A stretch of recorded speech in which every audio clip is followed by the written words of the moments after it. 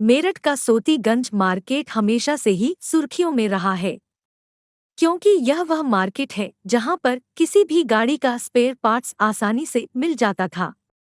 इसकी वजह यह थी कि मेरठ के आसपास के सभी इलाकों से गाड़ी चोरी होकर सोतीगंज में लाई जाती थी और फिर उसके पार्ट्स अलग कर बेचे जाते थे। लेकिन अब मेरठ पुलिस पूरी तरह से इस वाहन कटान कमेले पर अपना शिकंजा कसे हुए हैं। अब तक शातिर कबाड़ी हाजी गल्ला समेत कई पर कार्रवाई हो चुकी है।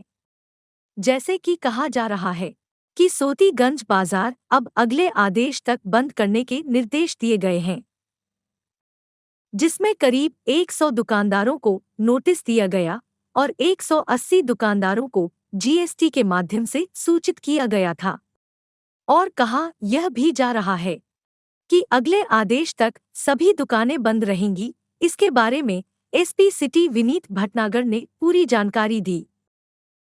सर, सोतीगंज मार्केट जो कबाड़ियों का चोर वाहन काटने का मार्केट कहा जाता है, इस पे क्या कार्रवाई हुई है और क्या क्या पूरी बातें थोड़ा सा बताएं। देखिए, मैं आपको बताना चाहूँगा, असल में मीडिया के कुछ सेक्शंस में इस प्रकार की खबर चल रही है जो कि मैं बताऊँ पूरी तरह से मिस इन्फॉर्मेशन या मिस इंटरप्रिटेशन पर बेस्ड है कि पूरे मार्केट को पुलिस ने बंद कराया। मैं आपको स्पष्ट करना चाहूँगा कि ऐसा नहीं, इसकी बैकग्राउंड आप समझ लें, ये बहुत आवश्यक है।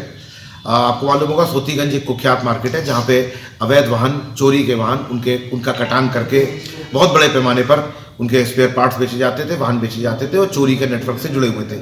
इस पर पुलिस ने जीरो टॉलरेंस की नीति पे शिकंजा कसा है और इसमें तमाम अभियोग पंजीकृत किए गए हैं, जिसकी विवेचना के दौरान ये जानकारी में आया है कि बहुत से ज़ाहिरा तौर पर लीगल दिखने वाले बिजनेस, स्पेयर पार्ट्स का बिजनेस करने वाले लोगों के माध्यम से ये चोरी करने वाले लोग या अवैध कटान से जुड़े हुए लोग स्पेयर पार्ट्स को उनके माध्यम से बेच करके और अपने सामान को चैनलाइज करते हैं, उसको रीरूट कर देते हैं ताकि वो देखने में एक नंबर एक का और अच्छा सही काम लगे।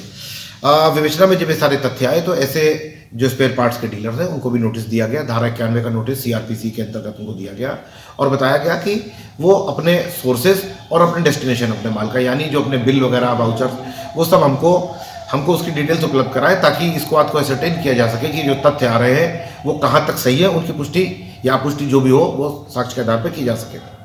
इसको कुछ इस प्रकार से मिस इंटरप्रेट कर दिया गया और कहा गया कि पूरा मार्केट बंद किया जा रहा है। मैं दोबारा आपके माध्यम से स्पष्ट करना चाहूँगा कि ये विवेचना के क्रम में ये कार्रवाई की गई है। ये विवेचना का एक अंग है। धारा 91 का जो नोटिस दिया गया था उसके जवाब का हमें इंतजार है। जो भी इस प्रकार के व्यवसायी तुरंत उसका जवाब दे देते हैं और वो संतोषजनक होता है। उनको किसी प्रकार से न परेशान होने की, न डरने की किसी प्रकार की जरूरत नहीं, अपना बिजनेस रेगुलर कर सकते हैं।